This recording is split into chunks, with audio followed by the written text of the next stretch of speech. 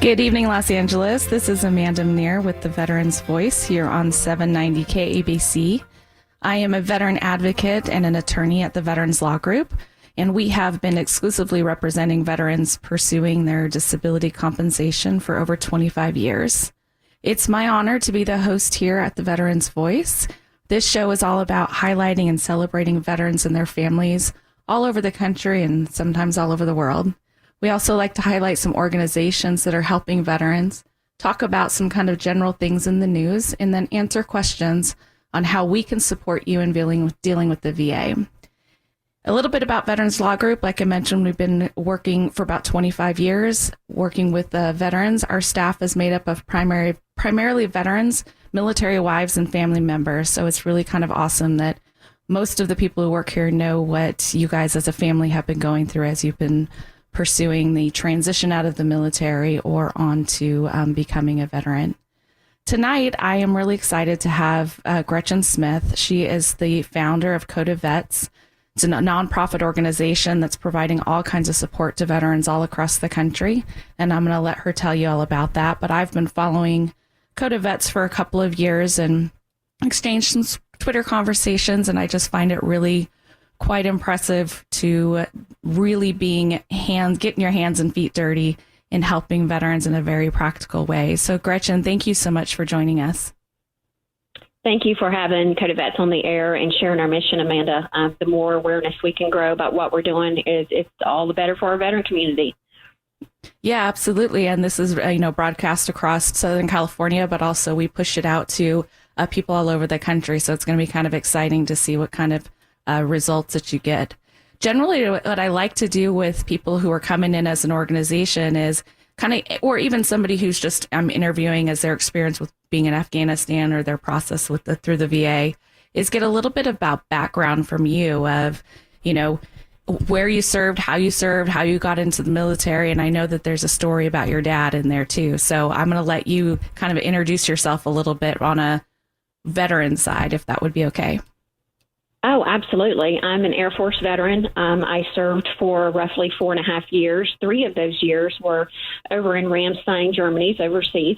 Mm-hmm. And it was a fantastic experience for me. It really helped give me a solid foundation and a great way to start out my adult life. I grew up in a dysfunctional setting in the mountains of North Carolina. So, I like to say that I wasn't great for the Air Force at the time, but the Air Force was, the right thing for me. And the tools and just the traits instilled throughout my time of service just really helped me to evolve and grow and to become more stable and to be an asset to our nation. And I was able also to meet my husband overseas. We got married. We've been married for 27 years. Once we got out, we used our GI Bill. I ended up with 4 degrees each and just created, our version of the American dream. And we like to give credit to our time in the Air Force. It just That's really was a springboard for our adult life. And fast forward 27 years later, my dad was a combat vet, and he served 2 tours of duty, Bronze Star recipient, and came back a very troubled spirit. And I always say that Dad's chaotic behavior on the outside was a direct reflection on how he was feeling on the inside. And we did end up losing Dad to his battle with PTSD, which is the inspiration of Code of Vets. He is the reason why I'm out there every day pushing for veterans' voices and just to make sure that our stories are told, our journeys are shared, and that we touch as many veterans' lives utilizing social media platforms as possible. And he's just, I can feel him with me every day. His spirit is with me. I know he's proud of what I've done thus far, and he's just been with me every step of the way. And I turned his tragedy into something powerful, into something beautiful. Yeah, that's really amazing. And we're talking with Gretchen Smith, who is the founder of Code of Vets, a U.S. Air Force veteran herself. Back to a little bit about your dad. He served in Vietnam. Is that right? Yeah, he was airborne infantry. So he served almost 4 years in the military. And I wasn't born when this happened, and the family. I've spoken extensively to my mom and his extended family, his brothers and sisters. And he just was a different spirit when he came back. He just was totally different. And Dad recognized very quickly that he did need help. And he went to the Asheville VA in North Carolina and was sharing with the doctor that he was out of control. You know, his behavior was very chaotic, and just he felt like he was either going to end up in prison or dead. And the doctor basically told him at that point that he had something that, you know, they called shell shock, and just shove it way down deep, you know, and to basically, you know, suck it up and be a man. And it just was not the right advice. You know, I know we've moved forward, you know, we can maybe touch on this later, but I think we've made strides forward in that respect. But, you know, when you share that with a soldier who follows orders, Dad took that to heart. And he never really did reach out to get the help that he needed again. And he carried those demons with him. And Dad tried so hard. But in the end, he just broke under the pressure and the weight of his experiences of his combat trauma, and we lost him. And, you know, I get out there and I share that. And that's why I started Code of Vets. I started it as a Twitter page in 2017 to talk about my dad's journey and the struggles that he had. And it is sad. And, you know, I miss Dad every day. But as a result of me sharing his journey and lack of care, you know, we need to talk about consistency of care with the VA. We have saved lives. We have given veterans second chances at life. It's just amazing what has transpired with Code of Vets. Yeah, and I definitely want to dig into a lot more like hands-on practical stuff that you're doing in one of the upcoming segments. I just want to definitely give honor to your dad. It is something, and what is his full name? I'll let you say it. He was Sergeant Danny Smiley. And, you know, his service mattered and his life mattered, Amanda. And definitely. I'm his voice now. I'm his legacy. Code of Vets is his legacy. And he earned that. He really struggled.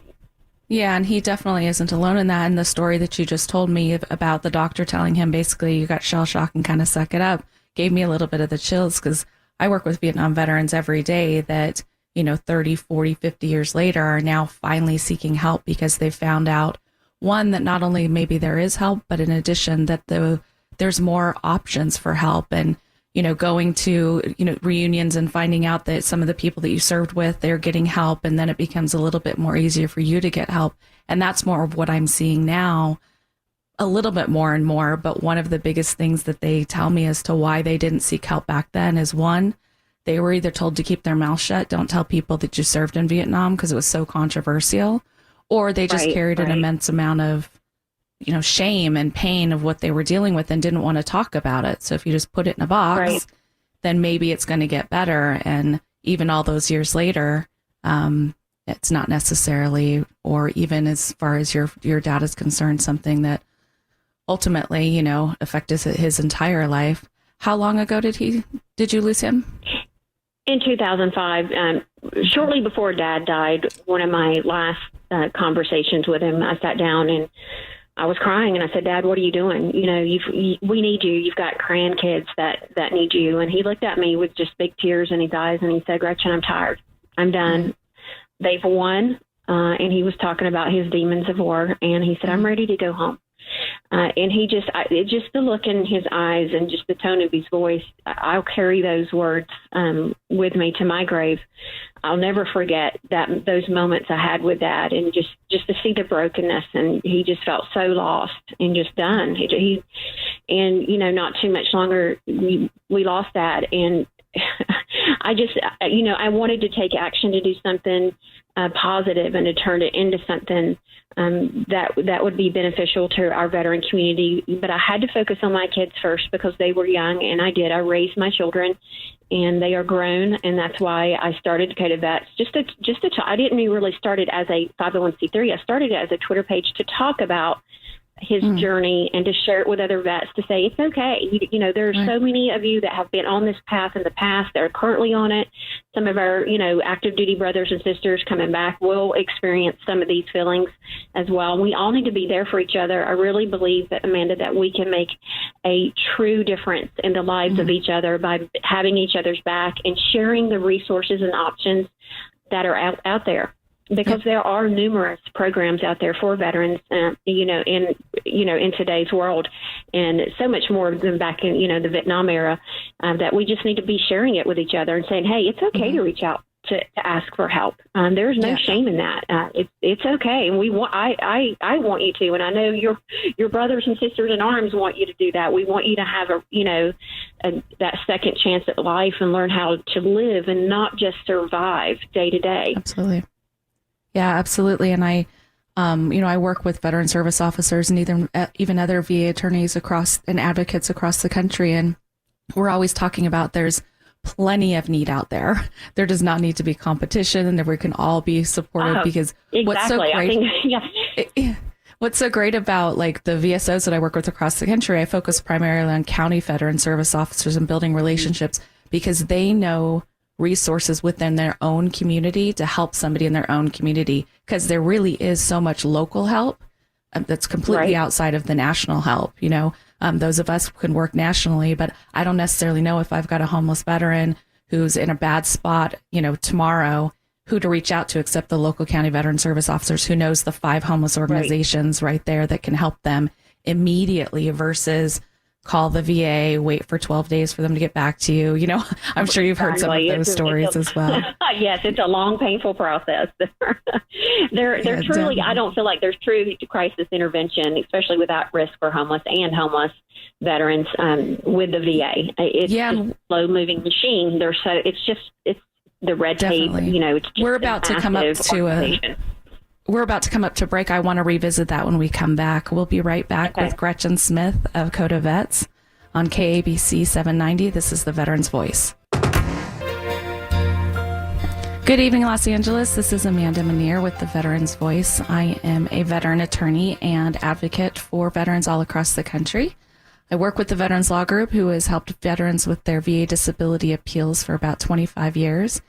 And this show is all about introducing you to resources that are people who are helping veterans, organizations, if you're somebody who wants to help donate, or just telling a veteran story. And this evening is quite unique because we've got Gretchen Smith with us, who is not only a veteran herself of the U.S. Air Force, she's also the daughter of a Vietnam veteran and a founder of the Coda Vets, who is an organization, a nonprofit organization that's helping veterans all across the country. Gretchen, let's do a little bit of introduction about what Coda Vets does, just come from a very practical manner, and then I'd like to kind of go back to talking about the homeless problem. Okay, absolutely. So Coda Vets is incredibly unique. It's grassroots. It just evolved and took a life of its own. Again, we started out as a Twitter page, and for about a year, I was just, conversing with veterans, but I quickly recognized the growth potential, and veterans were really gravitating to the page, and it just exploded in growth. So my brilliant partner crossed my path. It was a God thing. Her name's Dr. Cindy Walter. She has her PhD in public health. We partnered up, and we turned it into a 501c3, and it is completely 100% social media driven. There is no brick and mortar. We assist veterans across the nation in every state because of the way we operate on social media. We have set up a website, codavets.com, where the veteran goes and fills out the vet need form. Cindy has the skill set and the background in vetting veterans and providing case management to our at risk for homeless and homeless veterans. And we can dig in that a little bit in a few minutes. But once she vets the veterans and determines what their needs are and that they are legitimate, then she'll send them on to me, and I am the social media person. I will post out the veteran's individual story, their picture, just a synopsis of what they need, and I raise money one veteran at a time.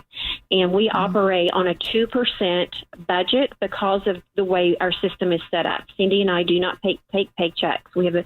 We're pretty much a two-man team, or two-woman team, I should say.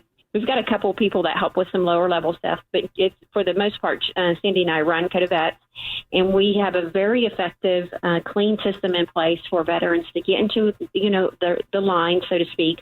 And I'm able to raise money in real time.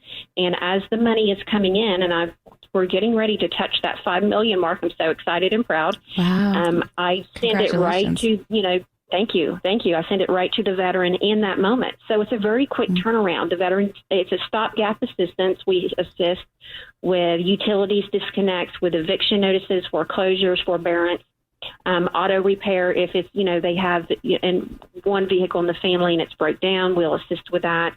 We assisted with groceries. We just across the board, we're kind of a warehouse catch-all for veterans who've fallen through the cracks with the VA and perhaps some other bigger vet orgs out there, and that's okay because that's what we all need to have that niche. And we also do though funerals, and I've got 2 or 3 posted right now of when we have a veteran that's either unclaimed or that there's a family that does not have burial insurance or funeral expenses.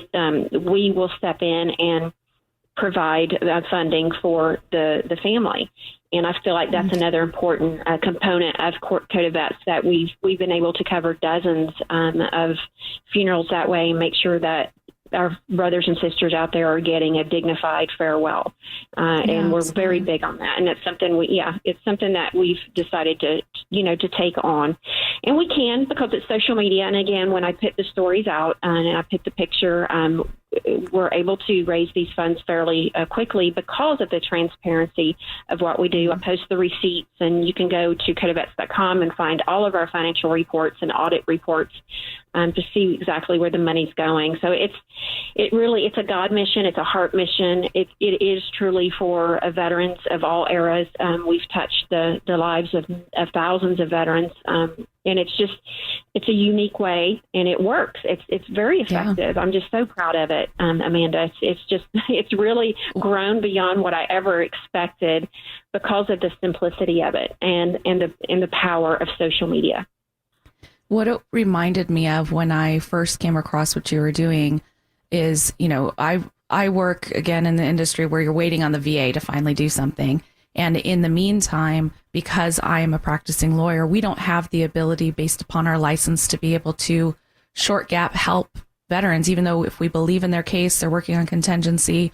We know that, 2 years from now, they end up with a big chunk of money in back pay. But at the moment, they're currently homeless because they can't hold down a job or, exactly. Utilities, or they just get in a bad space. So you guys caught my attention because it's like, most any other organization you have to apply for. There's this long process. And what it actually reminded me of when I saw yours, what I saw yours was almost like being able to go to your local church and say, I'm a member here. You guys know me and I can't pay my rent. Yeah. Right. Yeah, it's right. It's almost like a spec ops mission that we're on, and we're putting out these fires across the nation for veterans who are in really difficult situations. And we always try our best to keep our veterans housed if they're getting ready to be evicted from their apartment or rental, or if there's a foreclosure. We've raised up to $6,000 just to keep somebody in house, because we have found with overtime and helping thousands of veterans that it's more economical for all of us involved if you keep the veteran housed in that moment and help them through that crisis, and to apply for longer term assistance until they can stabilize. And that's what we do. And I'm able to raise the money, and within a matter of hours, 2 to 3 days, which is plenty of time for us to stave off evictions and to get rid of those foreclosures. So it's just a powerful way for us to step in a veteran's life in the moment, in real time, and give them some relief that can keep them in their house, which is, I just can't say enough about it. It's powerful, and it honestly motivates them. It's not just about the money, but it lets them know that their nation cares about them and their veteran community. And I tell them, we've got your back. We've got you. It's going to be okay. And Cindy will work feverishly behind the scenes with our vets who are in those situations to make sure that they're doing their part by applying for other assistance until they can get, a better job or, more stable job with more hours, or whatever the case is. Everything's unique with each individual, but we just try to help them on a variety of levels. We just do not throw out money, because that's not the answer. However, it's part of the answer. And I'm just proud of what we've put together. And it's really one veteran at a time. Absolutely. And I love your slogan of that. We're talking with Gretchen Smith, who is the founder of Code of Vets, also an Air Force veteran. and daughter of a Vietnam veteran, which is the inspiration for Code of Vets. One of the things I find interesting is, I'm working on the side that we're eventually going to get them some financial stability. But again, I mentioned that there's this time along the way. But at the same time, I talk a lot very publicly about people struggling with PTSD and recognizing that our solution is only a financial solution, and it's certainly not going to magically make their PTSD better. But what I can say is I've seen over and over and over again, when you help them with to find some sort of financial stability, it can help to reduce the stress. And a couple of weeks ago, we spoke with one of my all-time favorite clients, and one of the things that he said on the show was that it allowed him to get some stability so that he could then turn around and finally get some help, going to counseling, going to the vet center, all that, versus he was just trying to be able to make a buck to take care of his kids. That's all he wanted to do, was being able to take care of his kids. So I don't want to, what you're saying is I 100% agree with, is helping with that. Just financial stability, even if it's a short-term time, allows them to be able to put their feet underneath them again. Exactly. It alleviates some of that pressure of whatever financial stress they're under. And as a result, it assists with the PTSD they're dealing with too. It alleviates some of the triggers. So there's a ripple effect there. And it, just benefits the whole family when the veteran is less stressed and able to focus, and we give them a little bit of breathing room with covering some basic bills for the month, and they're just able to okay, I can focus. Let me get my act together, and Cindy will kind of walk through them with what's going on in their life and how they can better use the funds that they do have, and can you find another job? Let's take a look at your resume. So we really take each veteran on, and they're treated, like a person and not like a number. We don't just shove them through and give them a wad of cash. That's not how we operate. We take time with them if they need that, and it's powerful because it's coming from it's veterans helping veterans, and that's what it's all about. Just to let our guys and women out there who are struggling to know, you don't have to do this alone. There's so many resources out there nowadays. You just need to know where they are. Yeah, and it's definitely an opportunity for civilians to help veterans in a very unique way. While your organization run by veterans helping others like we are around here, it's, me, as I'm not a veteran myself, I'm a civilian. So it would, I would be able to donate to help you help another veteran in a way that I never could, because I can't go through the DAV or the VFW or, can't help loan them money, directly. But this is kind of a unique opportunity for civilians to thank veterans in it's a great, really practical way. And I call our civilians, they're our digital soldiers. I mean, even if anybody out there who's listening, if you would even consider just to start up a Twitter page to follow Code of Vets, and just take a look at the veterans that we're assisting on a day-to-day basis, and go repost it on your other social media accounts. That is powerful. You are making a difference in that veteran's life, because you never know what your post, when you retweet that, or where it goes, or what donor, it may touch the heart of a donor, and they may take care of the entire need of that one veteran that you've retweeted. Sometimes I say one retweet can save a life, and it can. It's incredibly powerful. If you can't afford to give $5 or $10, just sharing it that is how we get the mission done, is by getting each veteran out there on as many platforms and pushing out as far as we go. And I hate to interrupt you, Gretchen. I hate to interrupt you. We're on a break again, but I want to come back. I want to talk a little bit more in specifics about some of those people you've helped. This is the Veterans Voice on. Good evening, Los Angeles. This is Amanda Manier with the Veterans Voice. I am a veteran advocate and attorney at the Veterans Law Group.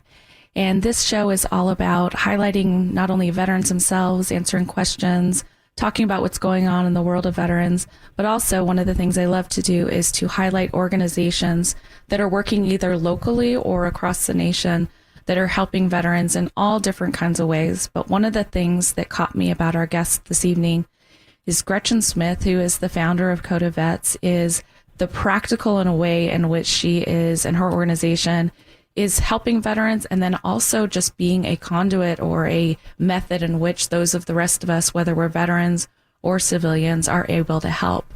Prior to the break, we were talking about kind of some of the needs, And I loved what you just said, that you call our civilians the digital soldiers, because you've done most of this via social media, or pretty much all of it via social media. I would love to know a little bit more. I know you said that your partner, Cindy, does a lot of the vetting of these needs. And I just can't imagine like how time consuming this is. And I know you say that you take them one at a time, but I'm sure you have an influx, or you raise money one at a time, but I'm sure you have a regular influx and kind of a constant. Cindy, I bet, stays pretty busy reviewing these. Can you talk a little bit about that? Absolutely. We've helped more than 3,500 veterans since we've been around. Financially, we've helped more in other ways, but financially, this year we've helped probably a little over 1,000 thus far. And I'll give you a couple examples. We had a family that ended up homeless down in Florida. There was Service Connect veteran. And his wife was a teacher. She had ended up losing her job, and he had a bit of a stable income through his Service Connect. However, her paycheck helped pay the bills. And once she lost that job, they hit hard times, and they ended up becoming homeless. And the wife and two young children ended up in a homeless shelter, and the veteran was not accepted into that facility, and he actually slept out in his car.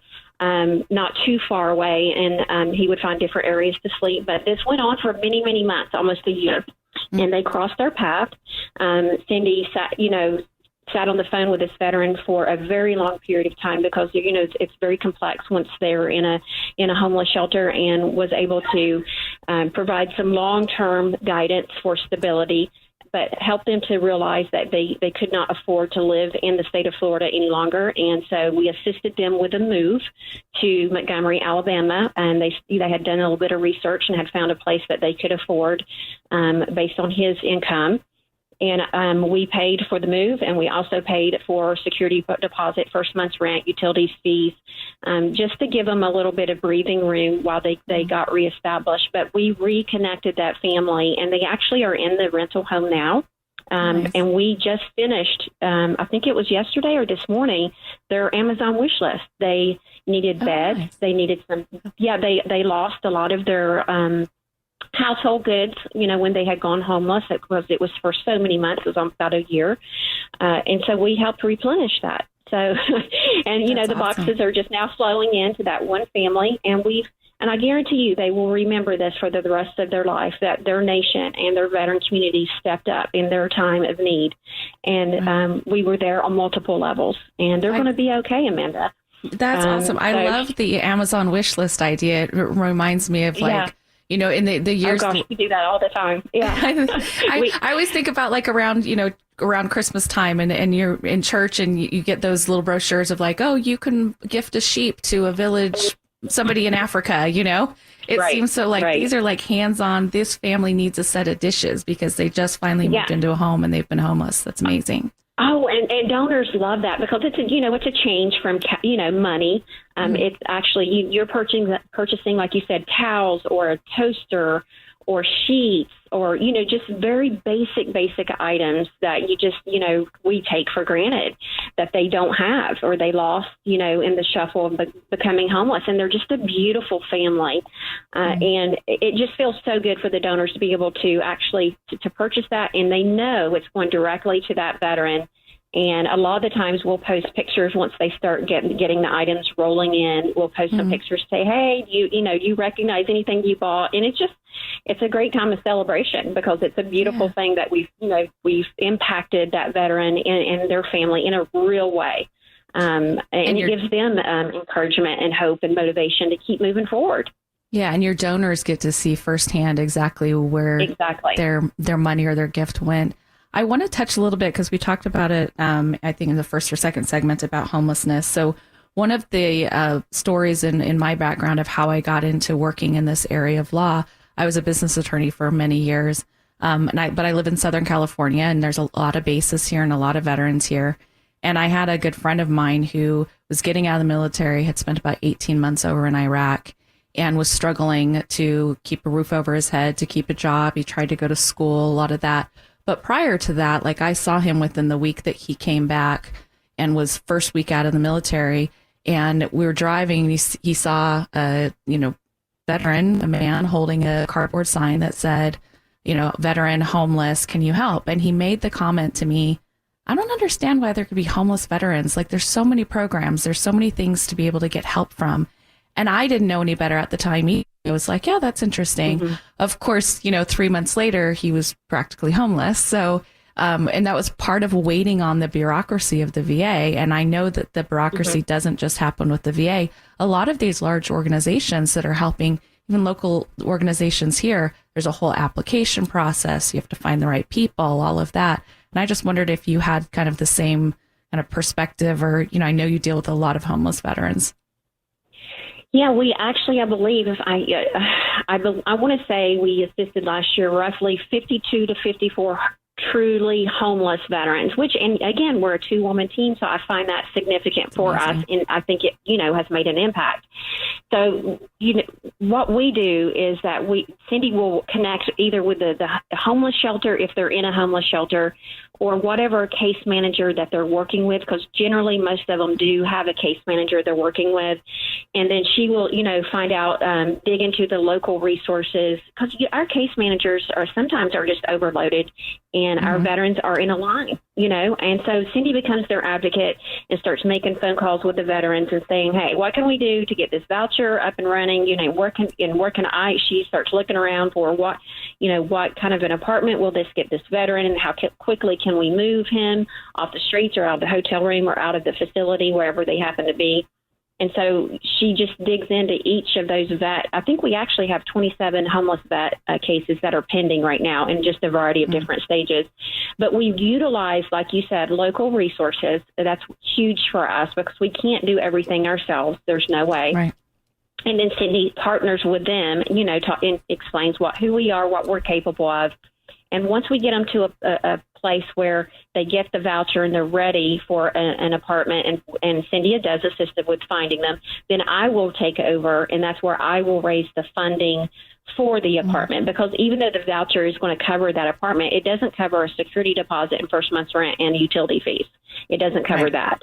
So the veteran has to come up with that. And a lot of them don't have the funds for that, or I should say pretty much all homeless veterans, are not walking around with that kind of money or funding. So, that's where we come into play. And of course, the Amazon wish list is another huge component of the homeless cases for us, because we will fill the apartment with everything you can imagine. I mean, we'll down to the smallest detail, because we want them to have that true second shot at making a fresh start at life. And I think our veterans deserve a bed to sleep in, Amanda. They deserve a couch to sit on. They deserve plates to eat on. And so we make sure we provide, all of those basic necessities while they're getting that start, because it is overwhelming for them and to try to buy all of those things at once, and they just can't. So they do without. A lot of them will move into an empty apartment, and I'm like, not on our watch. We take what we do very seriously, and we're thorough. And I wish we could do it on a grander scale where we could take care of all the vets, but we just touch as many as we can, and we have helped thousands. So I'm very proud of what we've done.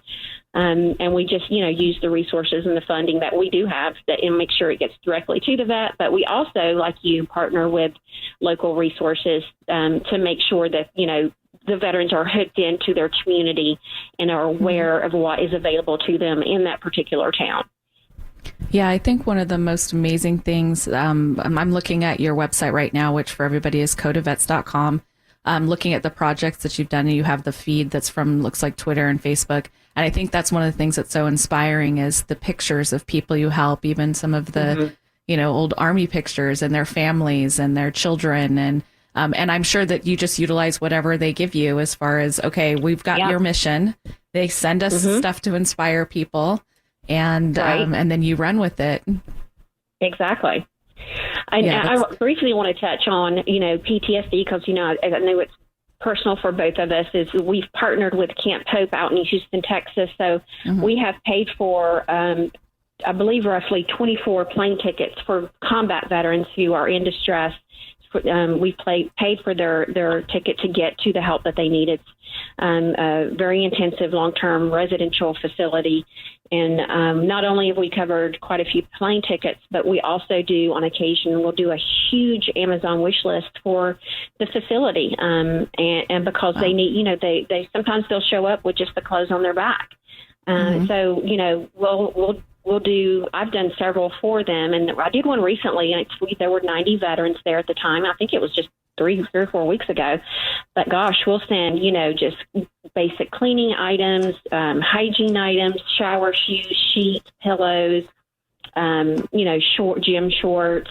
Just, they try to use paper plates there. So we try to, just figure out what they need. And I think our wish list was worth roughly $28,000 that we had sent them. Wow. So it's massive. That's amazing. So, yeah. And we're coming up against a break again. So I'm going to sign off here in a minute, and then we'll come back. And there's just a few more questions I would love to hear your perspective on being in the veteran community with a lot of stuff that's going on in the world. I'm sure that you've got some interesting perspective. We're talking with Gretchen Smith, the founder of Code of Vets. And this is Amanda Manier with the Veterans Voice here on 790 KABC in Los Angeles. Good evening. Welcome back. This is Amanda Manier with the Veterans Voice. I am joined here this evening by Gretchen Smith, who is a U.S. Air Force veteran, daughter of a Vietnam veteran, and founder of an organization called Code of Vets, which is helping veterans in need all across the country, has a very unique way of raising money and vetting veterans who need this help and the support. One of the things, Gretchen, with all of the stuff that you do online, I'm just curious a little bit about what your background is as to how you got into being able to, or learning how to utilize Twitter in the way that you do, social media just in general. Is it part of your background, or is it something you've just kind of learned because of your mission? I've learned as I go and as I grow. I did not have a business plan. I have a degree in criminal justice and middle childhood education, and I have a master's degree in school counseling. So and Cindy has her PhD in public health, but neither one of us are IT or technology savvy. So that was kind of challenging because, I wasn't a guru as far as social media marketing, or I just spoke from the heart. I started doing live streams and videos, and talking about Dad's journey, and it just really resonated with the veterans and took off immediately. I knew immediately I had something powerful, and it's just grown from day one. To fast forward to here we are today, we've helped, thousands of veterans, and we've raised, getting ready to hit $5 million. We're just a few $1,000s short of hitting that $5 million mark with maintaining a 2% operating cost, which I feel like that's the biggest piece of it. Yeah. I do not have technical expertise in this area. It's really, God has driven this. I'm a faith-based person, and he's been in this from day one, and I'm proud of it. I'm really proud of what it's grown into.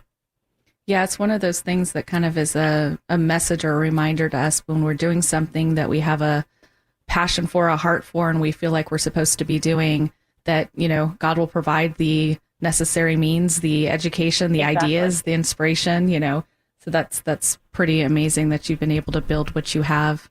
Do you have, I ask some of our our paralegals and stuff that be on the show with us, if you have like a particular favorite story. I know you told the one about the family out of Florida, but you have a particular story that you would love to share. That's like, I always have my all-time favorite client. I love them all, but there is one in particular that follows me.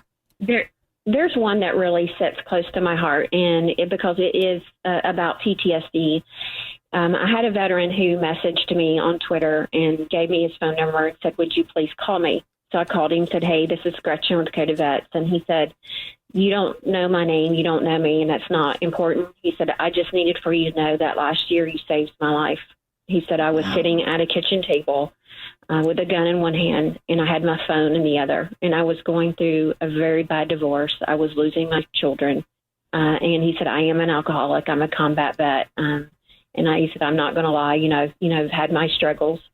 He said, "But my phone vibrated in my hand in those moments." And he said, "I looked down on it and I clicked on it, and it was a tweet. It was a tweet from Code of Vets, and it was a tweet about hope." And he said, I started reading through the replies of other veterans. And he said, that day I chose differently because of you. Wow. And, that just makes it, that's my paycheck. Is when I get those phone calls and I get those kind of testimonials. You can't write a check big enough to cover the emotions that provides for me, and the healing that is, for him and for me and for all of our veteran community. When I share stories like this, it's powerful. Words are powerful. The social media platforms are powerful. It gives us a way to connect across our country with veterans we'd never, ever have contact with in our lives. And it gives us a sense of community and camaraderie and an informal way to network with each other and to touch each other in those moments of need. And that's what it's about, Amanda. It's not about the money. It's about giving them hope and sharing hope when they're feeling hopeless and lost.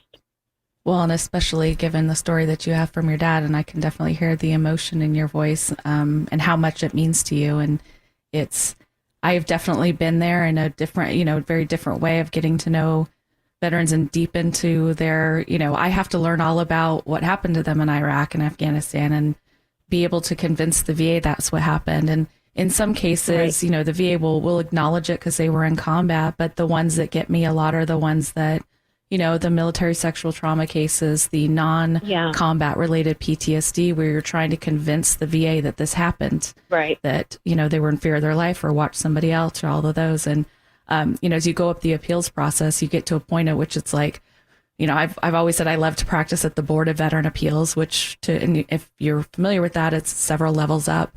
The hardest part about it, you're working with attorneys, you're working with judges who are actually really reviewing cases and have a background to be able to do that versus somebody at the VA. But the hardest part is that that the veteran has already been told at least twice that we don't believe you. We don't believe this happened to you. Yeah. And that is what, that gets horrific. Me every single time. Mm-hmm. Yes, absolutely. And then there's also the ones that, I represented a veteran who was a double Purple Heart Vietnam veteran, and they were only giving him 50%. And it was because he was just quiet about it, but yet he hadn't been able to really provide for his family since he got back from Vietnam. And you're looking at that case going, really, this should be a no-brainer, that this, we should be able to give him whatever he needs.